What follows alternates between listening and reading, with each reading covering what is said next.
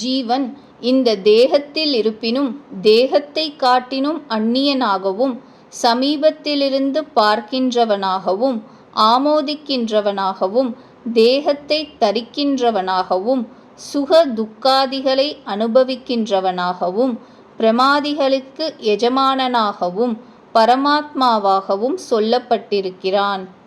புருஷன் ஜீவன் இந்த சரீரத்தில் இருப்பினும் இந்த பிரகிருதி குண கர்மங்களிற்றோயாத விலக்ஷணமான பரமேயாகவும் எக்கர்மங்களினும் தான் சம்பந்தமில்லாது செய்யப்படும் கர்மங்களின் குண தோஷங்களை எதிர் நின்று பார்த்து கொண்டிருக்கும் அந்நியன் போல தேகாதிகளின் பிரகிருதி ஸ்வபாவ சேஷ்டைகளில் தான் தோய்தல் இன்றி அறிவே ஸ்வரூபமாக விருத்தலின் ஸ்வபாவத்தில் அறிந்து நிற்கும் உபத்ரஷ்டாவாகவும் தேகேந்திரியங்கள் தத்தமக்கு ஸ்வபாவமான எக்காரியங்கள் செய்யினும் தனக்கோர் ஆக்ஷேபமின்றி சாட்சியைப் போல் வெறித்திருக்கும் அவனாகவும் பொய்யாகிய சர்ப்ப பிராந்திக்கு ரச்சு அதிஷ்டானமாயது போல தனது ஸ்வரூப ஞானத்தினால் பொய்யாக்கப்பட்ட தேகேந்திரிய மனோபுத்தியாதிகட்கு அதிஷ்டானமாய்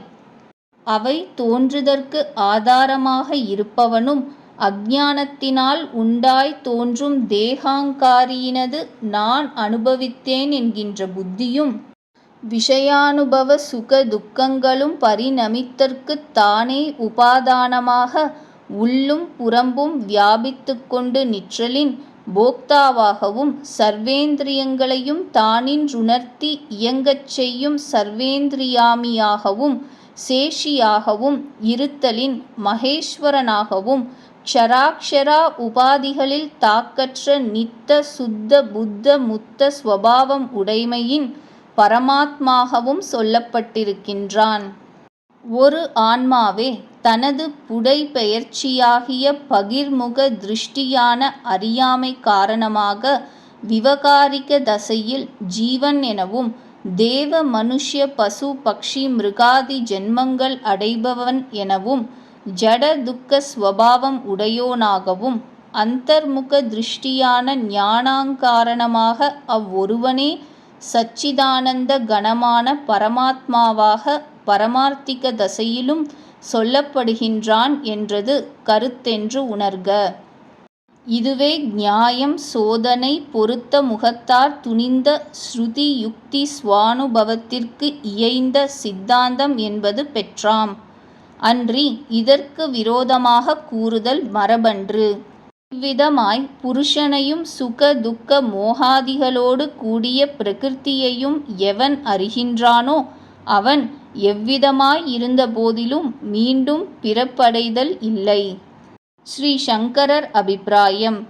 ஜீவத்வம் அதாவது சிதாபாசத்துவம் புருஷனாகிய பிரம்மத்தினிடம் அவித்யினால் ஆரோபிக்கப்பட்டது.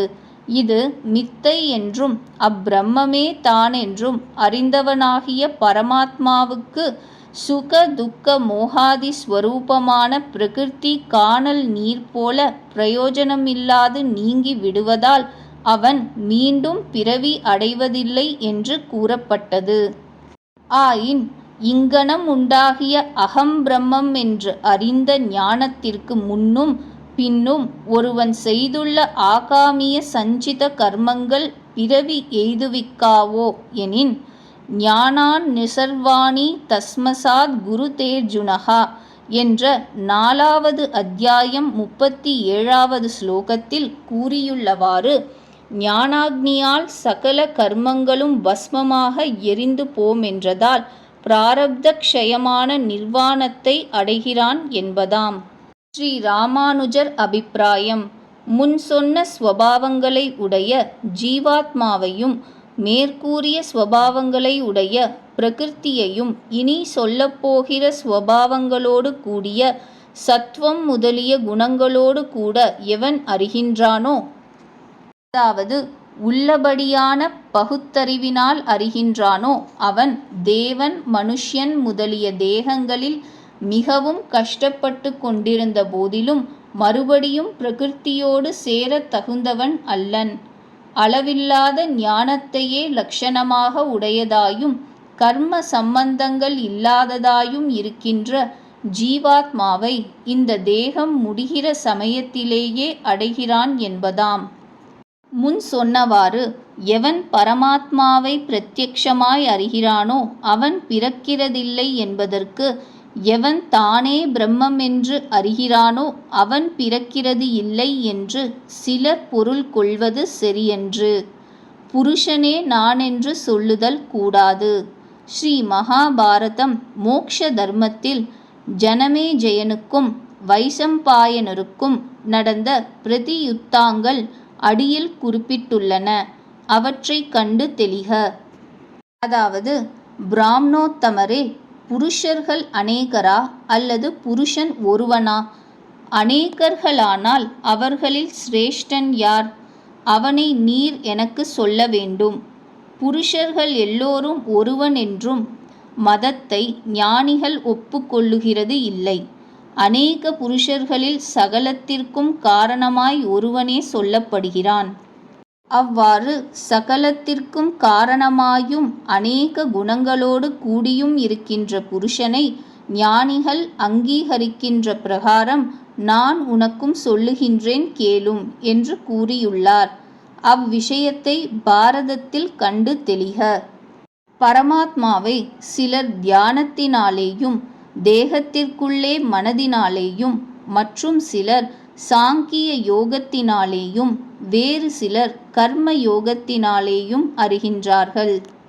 கர்ம யோகம் என்றதற்கு ராஜயோகம் என பொருள் கூறியது எங்கனமெனின், சாங்கிய ஞான யோகிகள் கருமத்தை அகத்தும் புறத்தும் முற்றத் துறந்த முனிவர்களாயினும், கர்மயோகிகள் ஆத்ம ஞான திடத்தால் அகத்தின் கர்ம வாசனை முழுவதும் நசித்தவர்களாய், புறத்தில் எத்தொழிலை செய்தாலும் மேதவத்தை பட்டாலும் முத்தர் மனமிருக்கும் மோனத்தே என்றபடி ஜனக மகாராஜாவை போன்றுள்ளார் என ராஜ யோகிகளான கர்ம யோகிகளை சாங்கிய ஞான யோகிகளுக்கு சமானமாக கூறப்பட்டிருத்தலினாலும், ஞான யோகியை பார்க்கிலும் ராஜ யோகியான இவ்வித கர்ம யோகியை ஒருவாறு மேம்பட சிறப்பித்துள்ளதினாலும் என்க.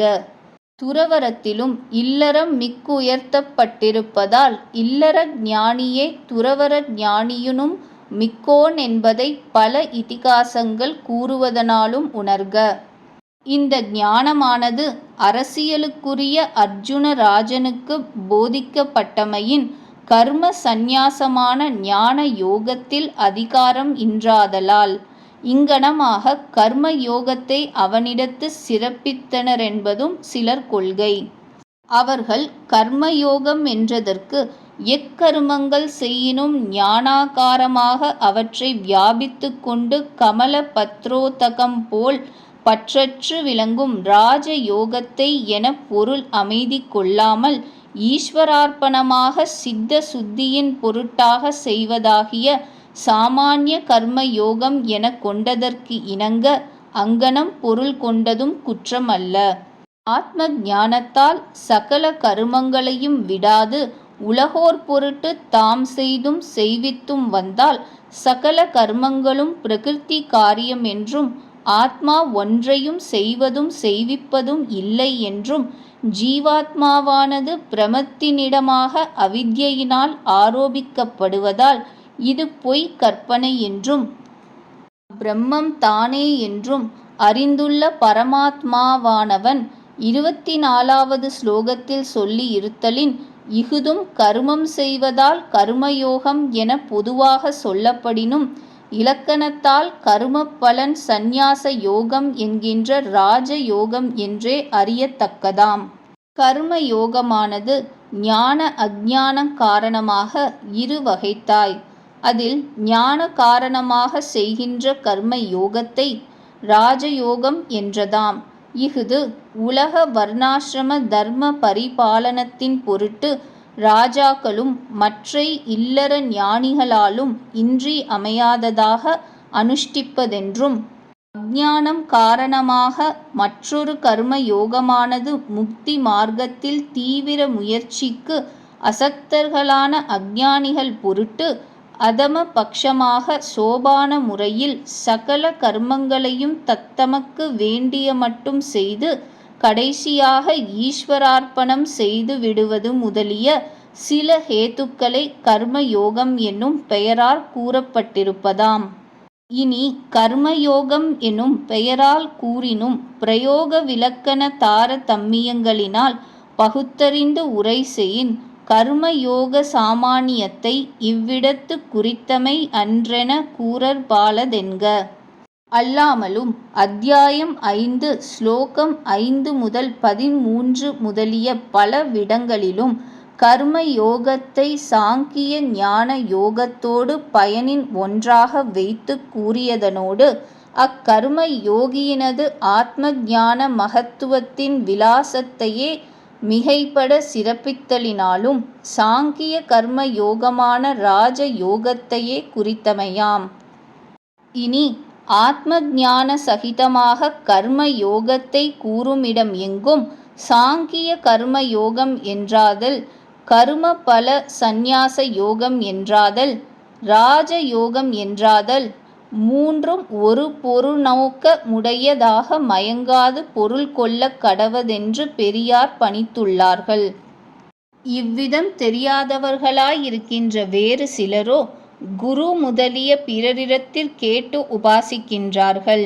அவர்களும் கூட குரு உபதேசத்தை எப்பொழுதும் ஆசிரயித்தவர்களாய் சம்சார பந்தத்தை கடக்கின்றார்கள். ஸ்ரீ சங்கரர் அபிப்பிராயம். ஆத்மாவை மேற்சொல்லிய இவ்வித இலக்கணங்களை உடையதென்ன அறியாத மற்றும் சிலரோ ஆத்ம ஞானிகள் அல்லாத அந்நியர்களிடம் உபதேசம் பெற்றும் பரமாத்மாவை ஆண்டவனாகவும் தன்னை ஜீவன் அதாவது அடிமையாகவும் துவைத்த பாவத்தினால் உபாசிக்கின்றார்கள். அப்படிப்பட்டவர்களும் ஆத்மானாத்ம விசாரணையின்றி புத்தி அனுபவம் இன்றிய தமது மதத்தின் சித்தாந்த கொள்கையை கேட்பதே தமது மதமாக அதை ஆசிரயிப்பவர்களாய் பல ஜென்மங்களில் சம்சார பந்தத்திலிருந்து கரையேறுவார்கள். மேற்கூறிய சாங்கிய யோகத்தில் அதிகாரமற்றவர்கள் தத்தம் மதாச்சார கிரமத்தை உபதேசிக்கப்பட்டு கர்ம யோகங்களினால் ஈஸ்வரனை உபாசித்து சித்த சுத்தி அடைந்து ஜென்மாந்தரங்களில் அஞ்ஞான சந்தேக விபரீதங்கள் சிறிது சிறிதாக நீங்க பெற்றவர்களாய் பிறகு சாங்கிய யோகத்தினால் பிறவி நீங்க பெறுவார்கள். ஸ்ரீ ராமானுஜர் அபிப்பிராயம். மேற்சொன்ன சாங்கிய கர்ம யோகங்களில் அதிகாரமற்ற சிலர் ஞானிகளினால் உபதேசம் பெற்று கர்ம யோகாதிகளினால் ஆத்மாவை உபாசிக்கிறார்கள். ஸ்ருதி முதலியவைகளை கேட்டறிந்தும் கர்ம யோகங்களை அனுஷ்டித்தும் அதனால் பாபத்தை போக்கடித்து கொண்டு சாங்கியாதி யோகங்களினால் மிருத்யுவை அதிக்கிரமிக்கின்றார்கள். ஓ பரதகுல சிரேஷ்டா, தாவரமோ ஜங்கமமோ எந்த பிராணியும் க்ஷேத்திர க்ஷேத்திரஜ்ஞர்களின் சேர்க்கையினால் உண்டாகிறது என்று அறி. சேர்ந்தால் மாத்திரம் உண்டாகுமே அல்லது பிரிந்திருந்தால் உண்டாக மாட்டாதென்பது தாத்பர்யம். ஸ்ரீ சங்கரர் அபிப்பிராயம். சம்யோகம் என்பது அத்தியாசம் என்கின்ற சம்பந்தம். அதாவது க்ஷேத்திரனுடைய ஸ்வபாவமான தர்மங்களை க்ஷேத்திரஜ்ஞனிடத்திலும் க்ஷேத்திரஜ்ஞனுடைய ஸ்வபாவமான தர்மங்களை க்ஷேத்திரத்தினிடத்திலும் ஆரோபிப்பது. இந்த ஆரோபம் என்னும் அத்தியாசம் அவிவேகத்தால் உண்டாயது. எவ்வாறெனின் தேகாதிகளின் காரியங்களான நடத்தல் பார்த்தல் முதலியவற்றை ஆத்மா தனது காரியங்களாக தன்னிடத்திலும் தேகத்தை பார்த்து நான் அறிகின்றேன், நான் தெரிந்து கொண்டேன் என்று தானே தேகம் போல் நினைக்கின்றபடியால் தனது தர்மங்களான ஞானம் முதலியவற்றை தேகத்தினிடத்திலும் ஆரோபிப்பதுதான் அத்தியாசம். கயிற்றில் பாம்பும் கிளிஞ்சலில் வெள்ளியும் எவ்வாறு பிரமையால் உண்டாகின்றனவோ அவ்வாறு இதற்கு ஹேது அஞ்ஞானமே.